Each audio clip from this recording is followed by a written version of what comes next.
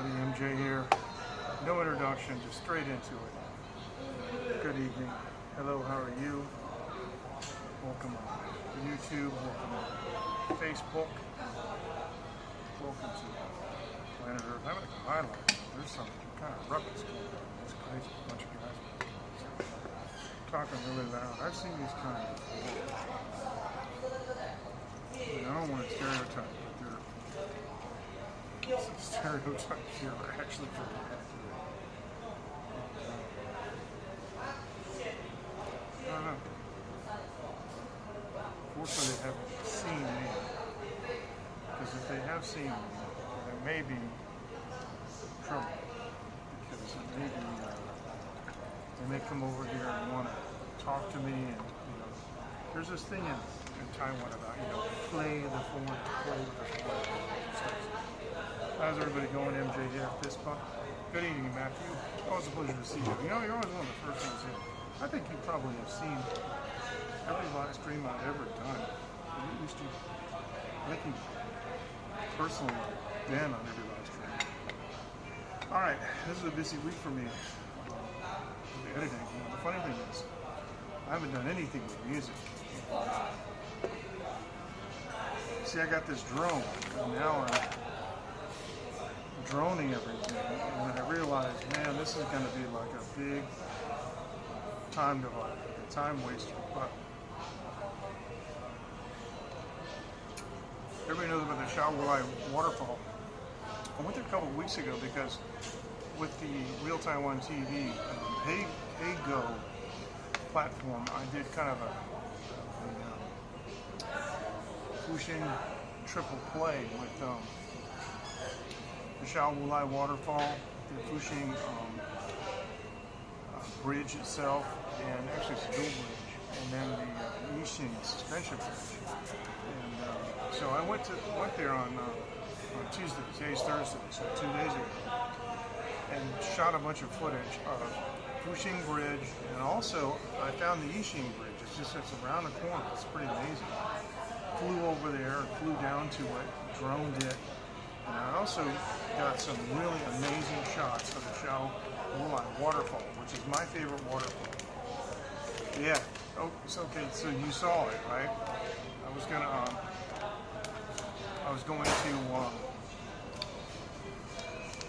play it on a show here tonight because I can play it on the prison.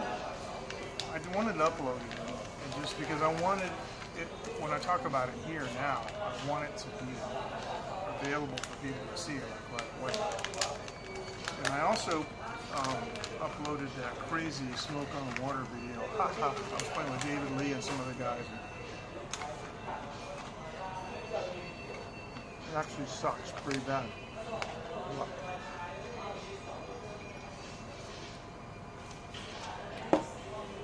I guess I don't think don't have any kind of an impact on my career whatsoever. So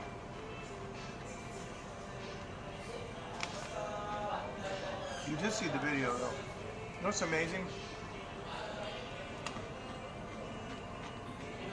There's a program that I've been using for years. And you can buy sample kits for it for different kinds of songs, different kinds of genres, right? And it's called Music Maker Jam. Thank you. And you can tell I've really got, the drone was like, and I'm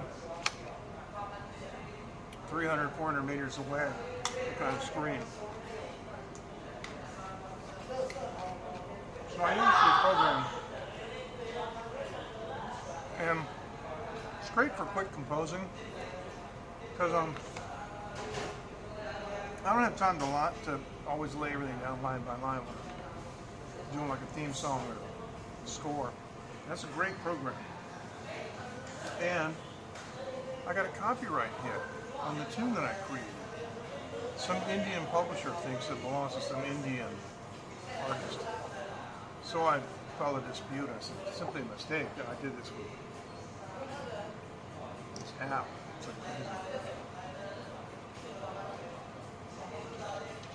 Anyway, there are probably people who will watch this replay, but may not see, the waterfall video. And I'd like to play a little bit later in the show. What did you think of the tune? Matthew, what did you think of the sound? I wanted an ambience. I like how the little drums are doing a stereo thing, like across the canyon, you know what I mean? This month, Mark, how are you? Nice to have you with us, man. Alright, just chilling at the HiLife. And trying to get away from the customers a little more. Just chilling at the HiLife, and then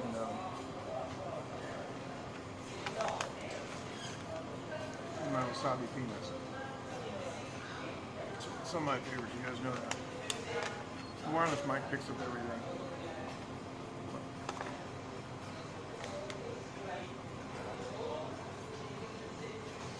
Okay, got a couple looky-loos checking me out.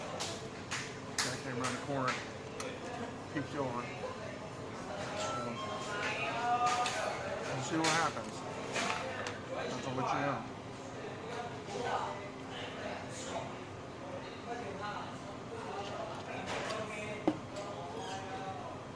Anyway, so I'm going to take a little time off from the drone next week because I have to finish my next tune, and all I got to do is the real drum tracks, which is easy. Lead guitar solo, again, which is easy, and the lead vocal, again. I should be able to do all of that easily in like a morning session. And then all I got left to do is to mix it. Yeah.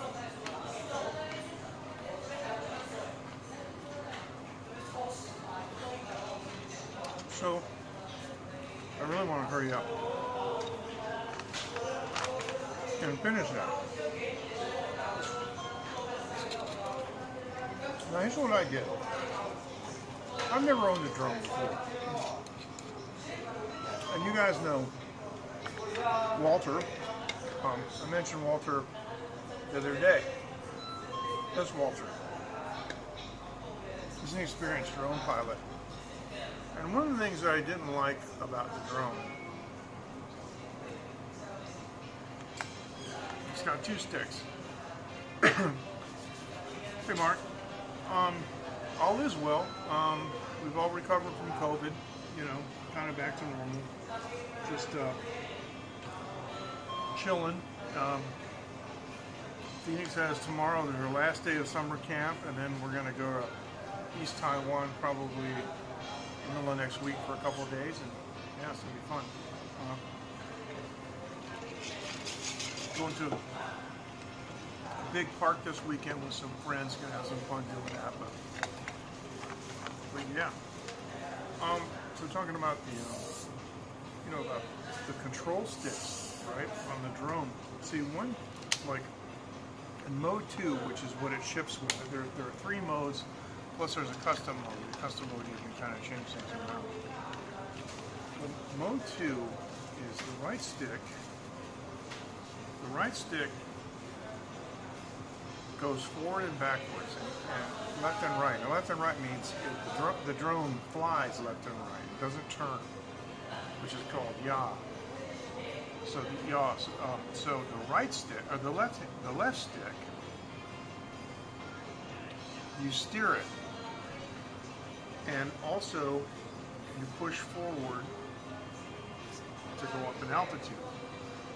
And what I found was, okay, so I'm going forward with this stick, and I want to make a turn. I found that I was always pressing the up and down button, and my altitude was changing. That can be dangerous depending on how close you are. I said, what I want is, I want the ability of the drone to turn and go forward and backwards on one stick. I want to just have one stick and be able to fly forward. If I want to turn it, I can turn it. Because flying sideways is a whole different thing. So I put that on the other stick. So now I just raise the altitude. I'm not always goofing with the altitude. I go up to a certain height and I leave it there for a while. And I might descend and I might ascend, but it's not like, it's not a big profile all the time. And as long as I'm careful to just go forward and backwards, and I don't hit that stick, then I won't go side to side. So I flew it today, and gosh, it was so much easier. This is custom mode. It was so much easier. Just push that stick forward, man. And like I want to turn left, so I left it forward where it was at the same velocity, and just turned left, and then the drone just, oh, it's amazing. It starts a big radius, and it's nice. If you lean it way over, then the radius gets tighter. So that's, in my opinion, I don't know what anybody else would want it differently than that. Now, the only thing that you can argue is that with a real plane, you pull back on the stick to ascend, and you push forward to go down. With a drone, you push forward to ascend, to go up. But I think it's because you're holding the controller like this. You're not necessarily holding it like this. Even when you're holding it down, you're holding it at a little bit of an angle. So it kind of makes sense that you're pushing it up and holding it down. I can live with that, but anyway. I promise you though, I'm not going to turn this into a drone channel, so. Okay, thank you. Well, no, it's okay. That's fine. Yeah, see, I made a little test clip. Just some scenes. And while I ran the test clip, I was experimenting with the music. That's how I do it. Often when you score movies, you need a huge screen with the movie on.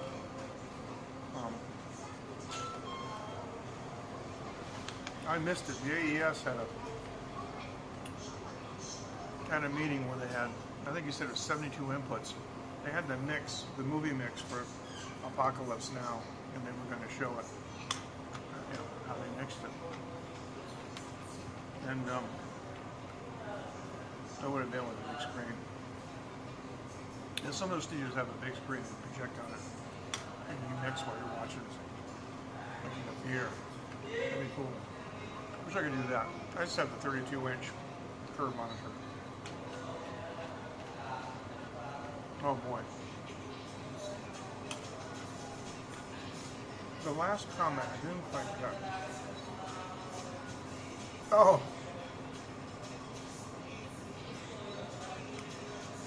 So you did get it. Okay, good. Yeah.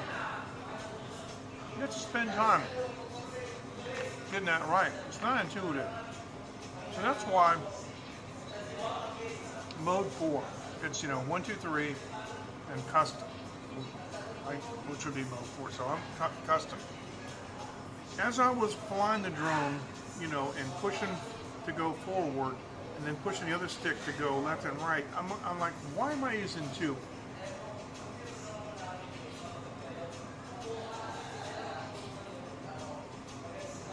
Yeah. I'm like, why am I using 2 sticks to do something that on an airplane I can do with 1? Well, the thing is, with a drone like the Mini 3, it's so small. It's 10 meters away. It's like, huh? Where is it? Now, if it's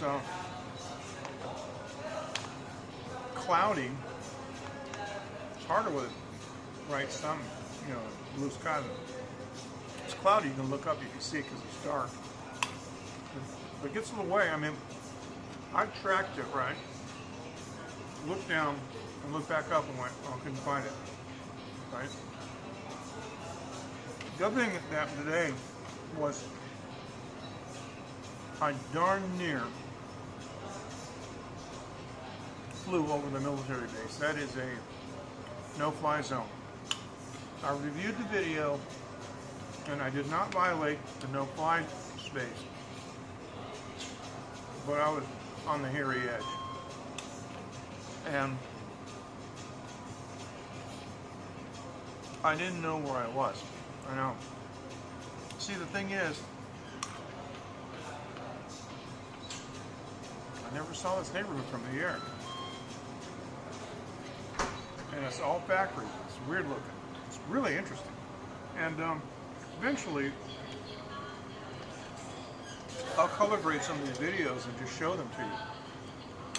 Well, I think I showed the other day the one, near my house. And so I went down the street. The back of my house was on the road. I decided to hang a left. So this is an interesting part of the industrial park, and there is a map function, and there is a compass, but I'm going to be perfectly honest with you. I do not understand the compass display, and I spent considerable time reading documents. Now, when I was with Walter, he explained it to me, and I thought that at that time that I certainly did understand what he said, but I thought I understood how it worked, but I guess I don't. The problem is and the other thing too, is it's so bright out. What I really want is like a photographer's hood, you go, this big blanket. I actually saw two shades. One is a fold-up shade for the RC, for the Mini 3, and it folds up flat, and it makes this huge sunshade. I'm thinking about getting that. There's another one that has a rubber cover on it.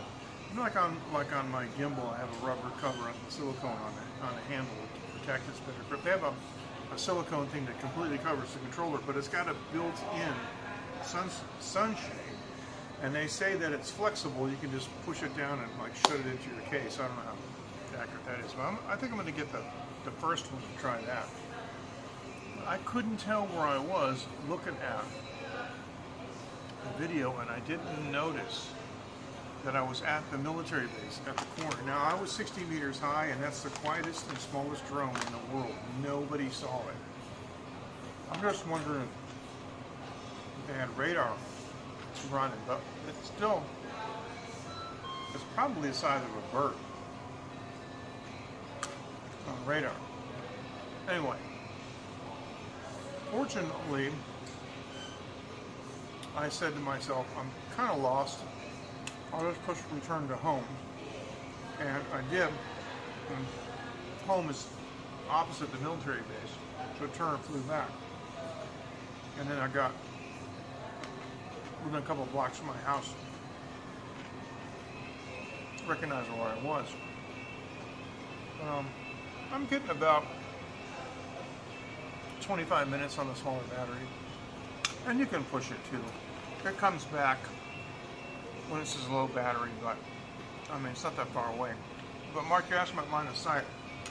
In Taiwan, they require you to be in line of sight limited to 900 meters. Now in the U.S., they're just about to drop, so I hear, the line of sight rule, and I hope they do that here.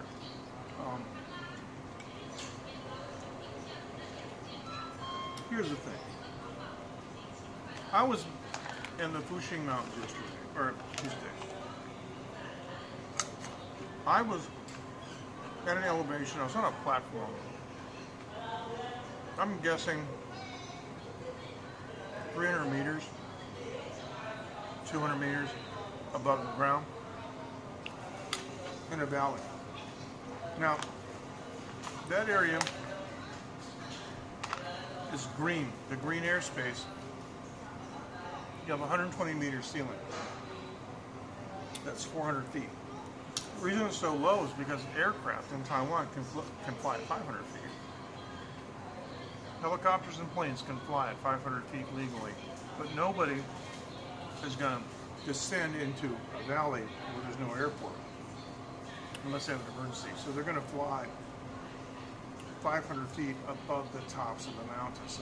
So I'm in the valley. Much of that drone footage, right? See him in. Much of that drone footage that you saw, I was in negative.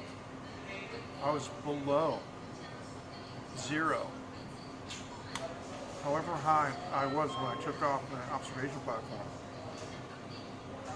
Pretty amazing. So,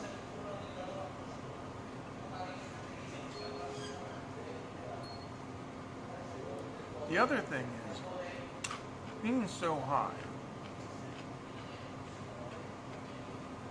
I actually did push the limits. I guess technically I did something I shouldn't have done. But I wanted to get those bridges. And the bridges were about 1,000 meters away. But I had full pin on the controller. Literally. It was like the drone was sitting next to me. And if it's, if it's 30 meters away, or it's 3,000 meters away, it doesn't make any difference. I still can't see it. In Taiwan, you're not allowed to use, like a spotter, with binoculars or something. The only special equipment that you can use is glasses to spot the drone. But I raise it up, okay? I send it out. I'm looking at my screen, and it's gone. It's set like that quick. So Taiwan may do away with that line of sight thing, especially because I have 1080p transmission. It's a 7-inch screen. What I need to do is I need to show this thing to you guys, and to see it in my hands. You see how big it is, the size of it. But I'm pretty happy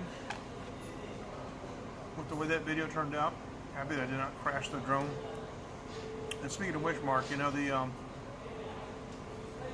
DJI has DJI Care.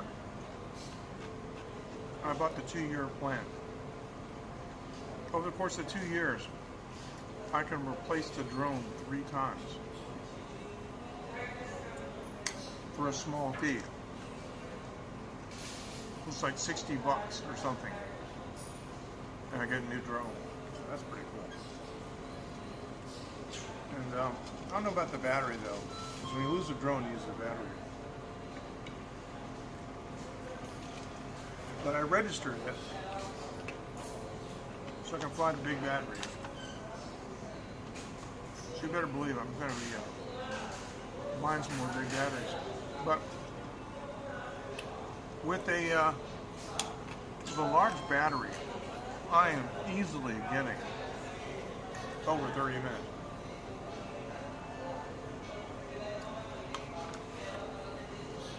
You can. I don't know how. The compass function. Okay, all right, here's the thing. In the corner, there's an icon. It's actually like a picture-in-picture, okay? Down at like down the corner.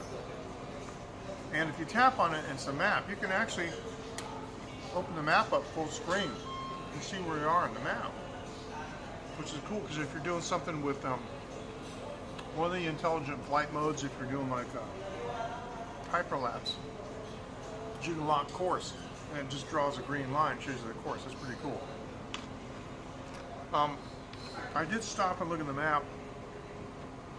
I didn't realize it was near the military base, but I just realized I was too far away. I needed to come back. But the other display is the compass. But the compass doesn't go full screen. Now the compass shows the aircraft in the center. Triangle.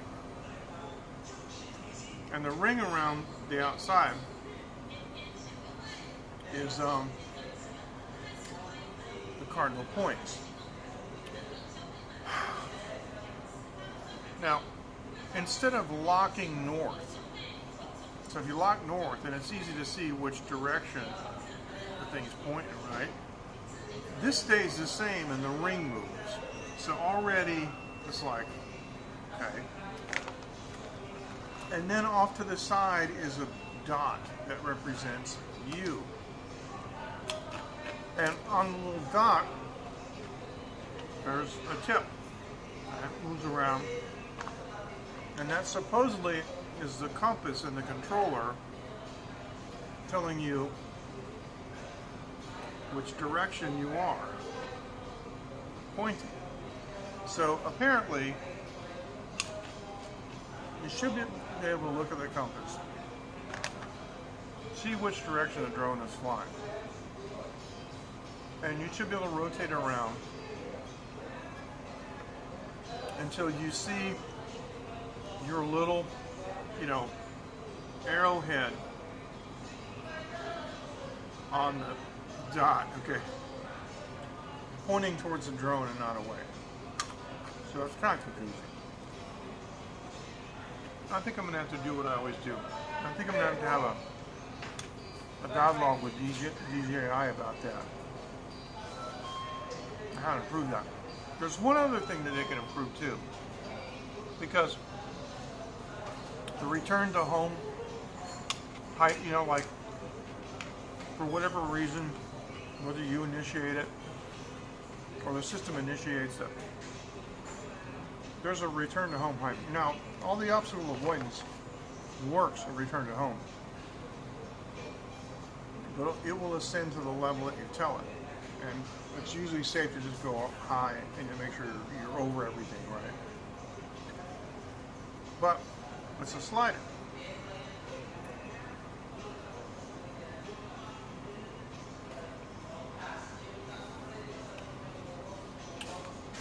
Not with this one. Other drones, yes. Because there are other drones that I have seen YouTube videos where you can open the map and you can tap something until it go here. That would be really cool. That may be coming because they're always upgrading. In fact, this thing does stuff, this week it couldn't do a week ago. And it's amazing. They're always updating stuff. But if you want to watch some YouTube videos,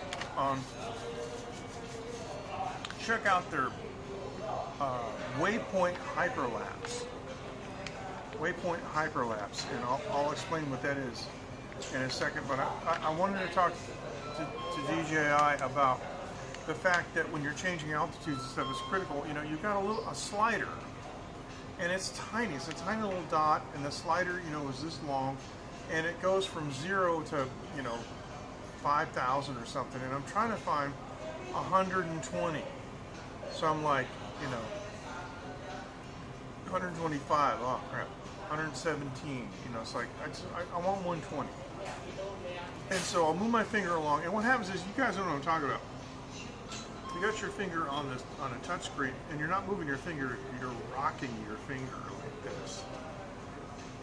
And I'm finally like, 120, okay? Change to 117 or something. And, the idea you could say, well, it's just 3 meters. Yeah, that's true. Most people just leave it. But why can't we double tap or tap and hold? And when I first got it, that's what I tried to do. Now maybe they've upgraded it, but I would just the thing has a keyboard, a pop-up keyboard when it's necessary to type stuff. You have to type your, Wi-Fi password. Keyboard pops up. This Android thing runs on Android. But getting back to the hyperlapse, this is really cool. Let's say you want to do a pretty long hyperlapse, like maybe you want to do a hyperlapse that's like maybe 5 minutes or 10 minutes long. Well, that could be, like 30 minutes or more flying time. But you go into hyperlapse mode, and what you do is you fly to the first point where you want to start, and you press add.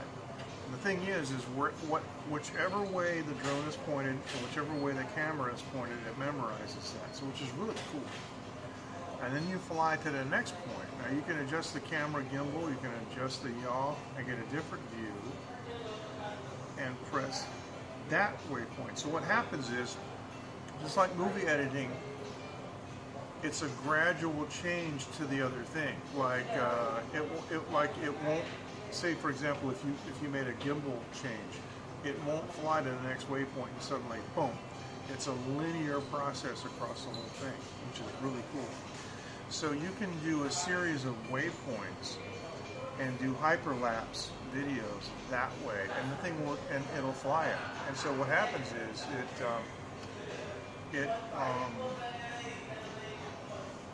you fly the route that you want, you add the waypoints, and you press go, and it flies real quick back to the first waypoint and does it. If it's really long and you want to save time, and it doesn't matter which direction, you can go through the waypoint. You can go through the waypoints, get to the end, and tell it to do the path in reverse. So it starts from the last one. It goes to the first one. It saves the travel time going back. But of course, if you put the thing in sport mode, it goes like 35 miles an hour or something. I forget, it's like 56 kilometers an hour or something ridiculous in sport mode. I'm like, holy cow, that thing is like, I'm really impressed because today there's quite a bit of wind around my house. No warning, no wind warning, no nothing. It just did handle it like a dream. So yeah, I'm gonna put my Bluetooth earbuds in for a second here, so I just want to make sure that I got audio. So Mark, did you see the new video that Did you see the new video that I uploaded in the on YouTube about the Shaolai waterfall? I don't know if you saw that, but what I like to do is play that now, and I like it on this video too.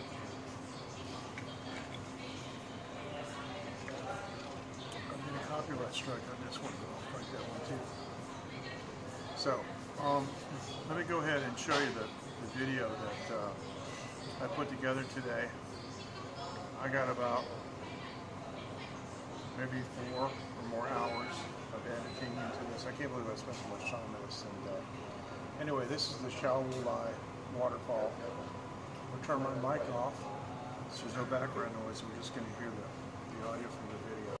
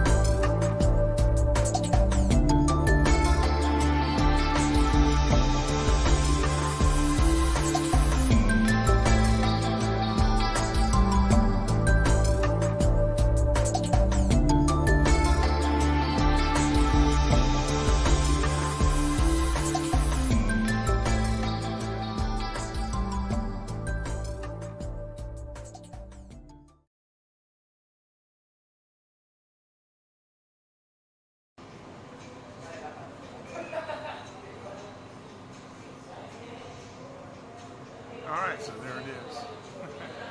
That was fun. That was a fun piece of work. And I did about altogether, I only used 2 batteries. So, yeah, it really, really is. Definitely.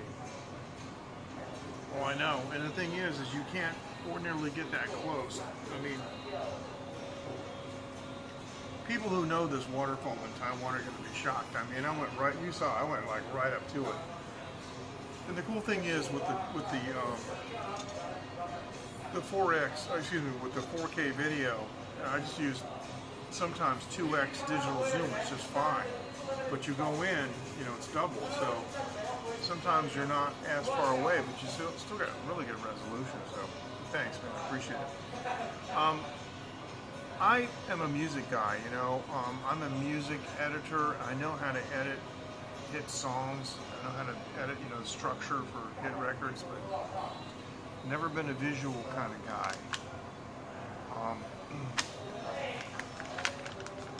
Friends of mine in the past, professional, big name, famous artists and stuff, and I always ask them to explain to me, like, why do they do the things that they do in their paintings and so forth.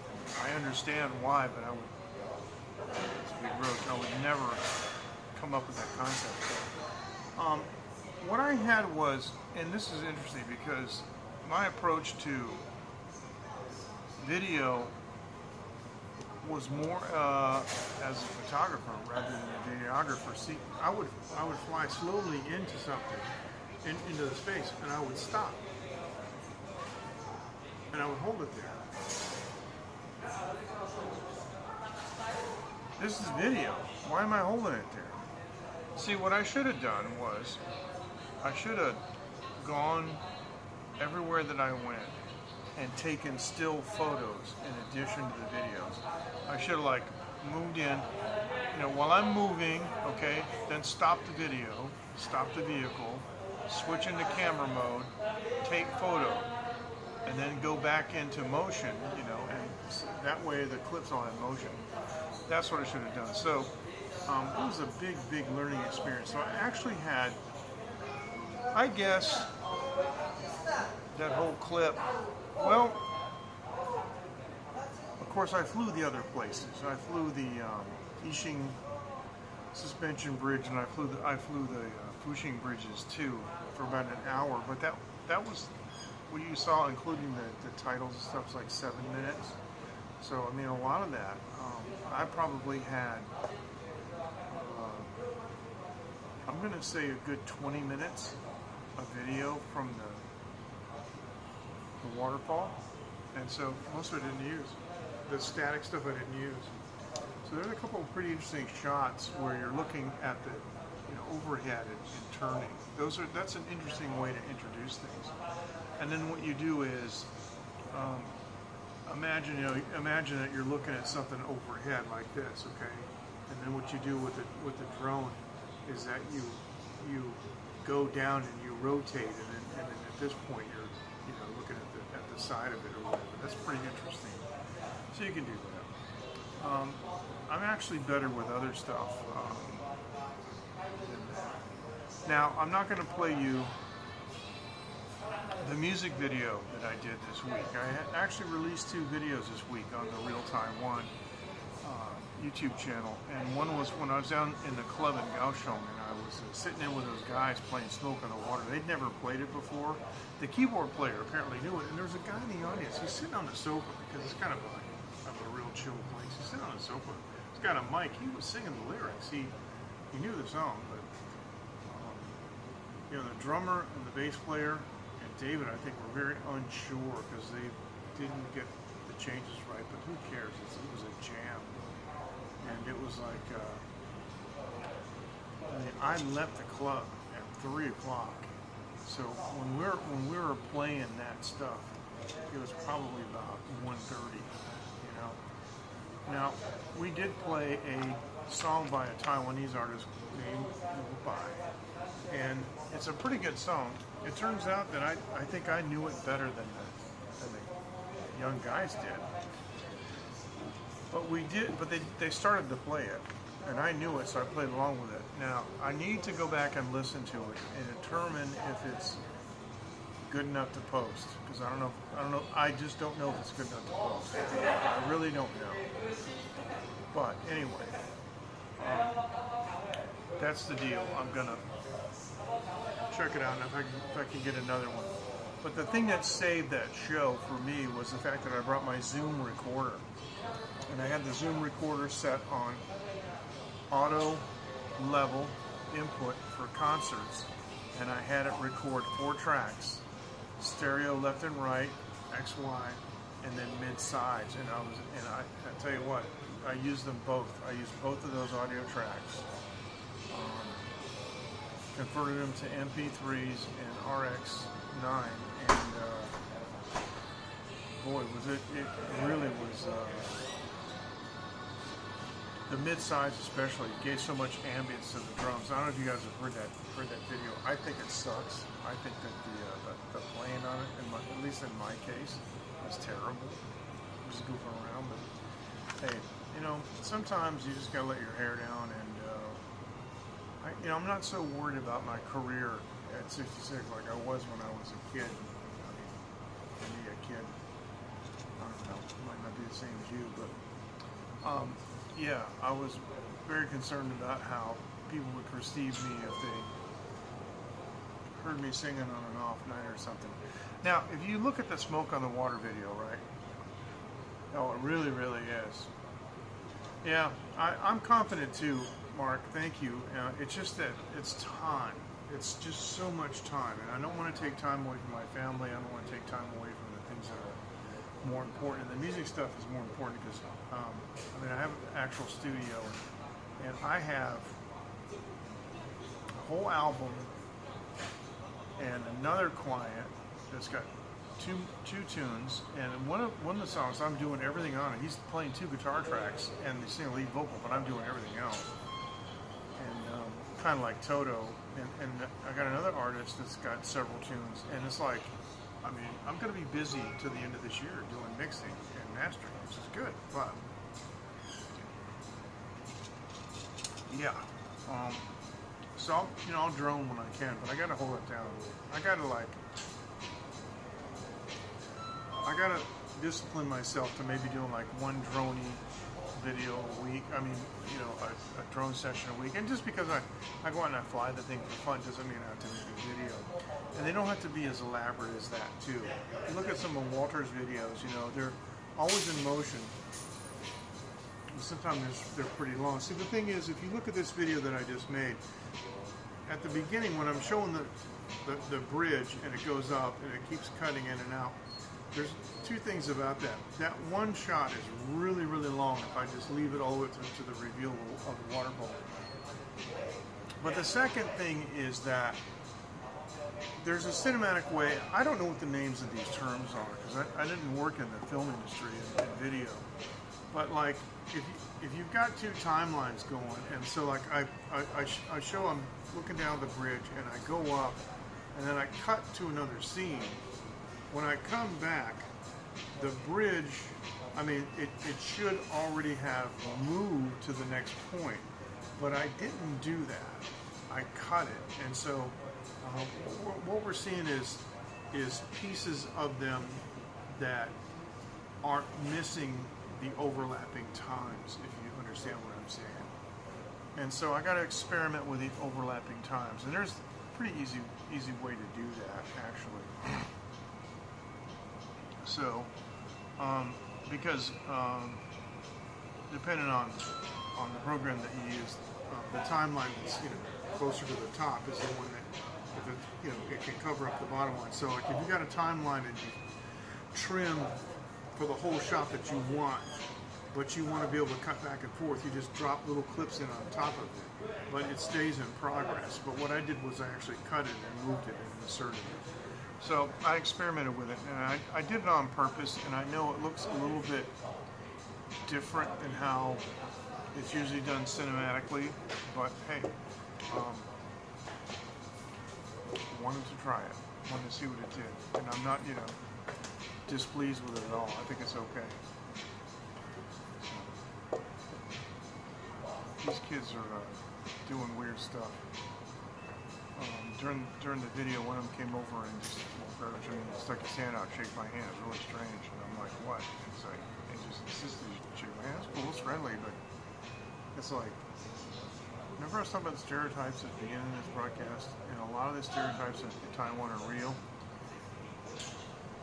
We're not too far from some of the mountain villages, and sometimes the folks come down from the mountains, and it really is like country people coming into the city, although this place is still in the middle of nowhere.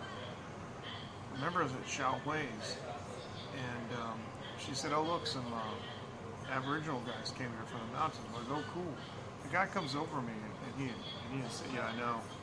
He insisted, I was cooking food, on the grill, and he was filthy. The guy was working in the field or something. His hands were absolutely filthy. And he stuck his hand out and insisted that I shake his hand. And it was disgusting. It's like, oh, what's wrong with you? I just want to get my Mr. Shark and give him a... That didn't work, so... Yeah, youth of today, I know. But you know what? They said the same thing about us, too.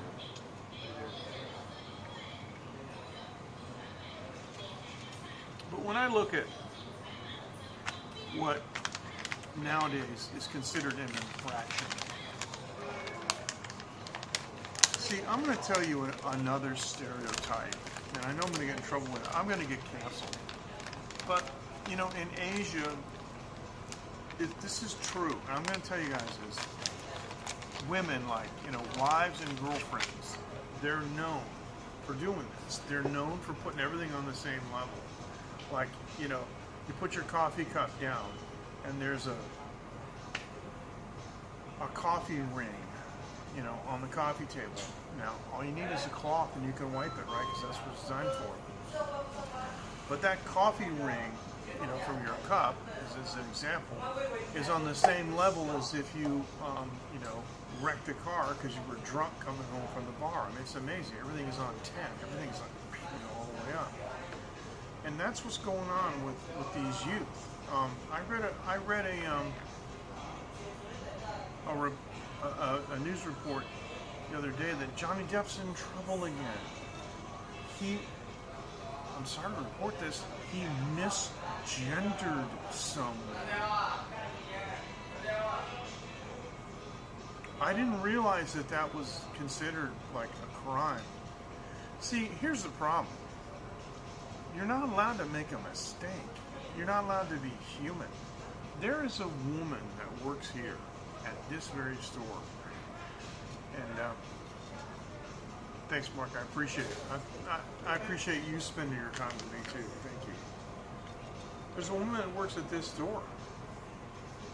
Short cropped hair. And I don't know if she binds her body with, I don't know. I just don't know. But, I don't really pay that much attention to people around me, and I don't really stare at them and stuff. But I walked in, and on 2 different occasions, I've called her Mr. in Chinese. And she came over and helped me out with whatever I wanted. And after she spoke and I heard her voice, I realized, oh, this is a woman. But out the corner of my eye, I thought she was a guy. So it's like, what's wrong with that? See, it's like the people who get offended by that think that you're making them some way. And you're not. Somebody else can call me anything that they want to call me. It doesn't mean it's true unless I make it true. This reminds me, when I was in high school, in 10th grade, I was playing on the field, and I had a really cool pal named Gus. And we were playing international football, soccer, right? And Gus came up to me and he goes, I'm really mad. And I said, why? He says, that boy over there just called me the N-word. I said, okay, why are you mad? And he said, well, you know what he said. And I said, well, are you?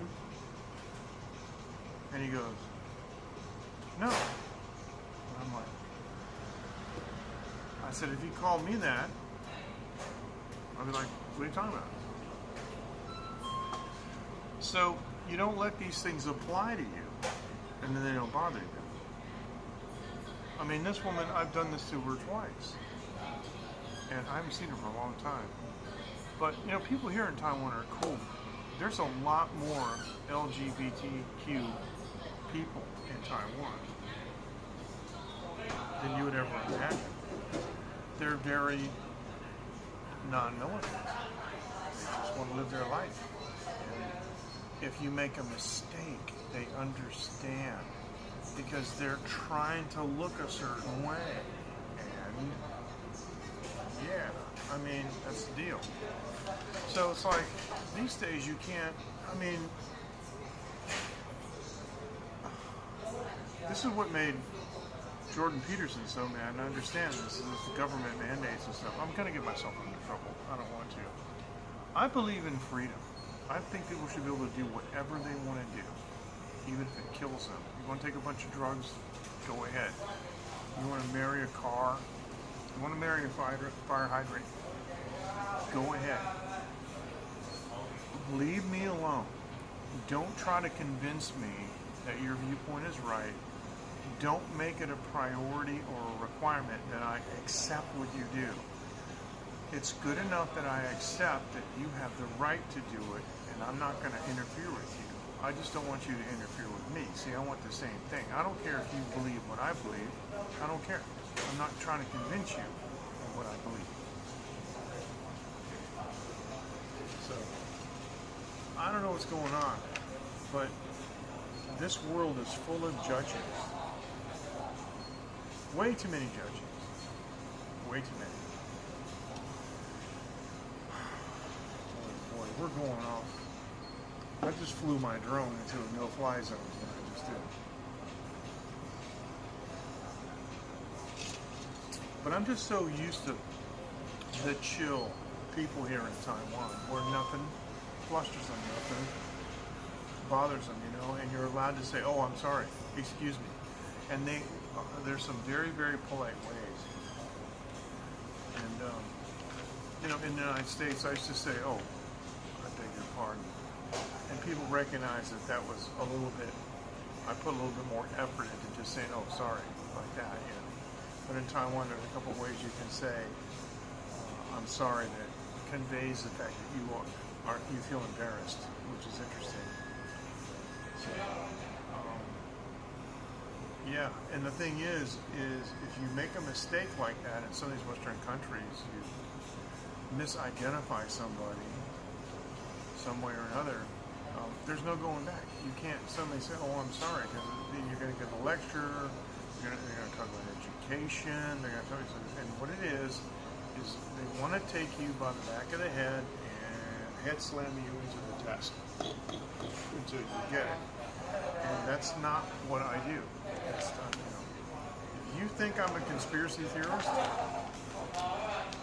go ahead. If that gets you through the day, whatever you need to believe that I am to discredit what I say and what I think is fine. Anyway, I gotta go because it's getting late, and I got 4 hours sleep last night. It's 1:21, and these guys are getting loud. I don't know what's going on. I'm gonna pack up and go back home. You guys take care.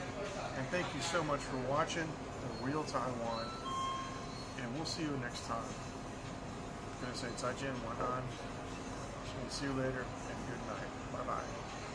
All right, big finger.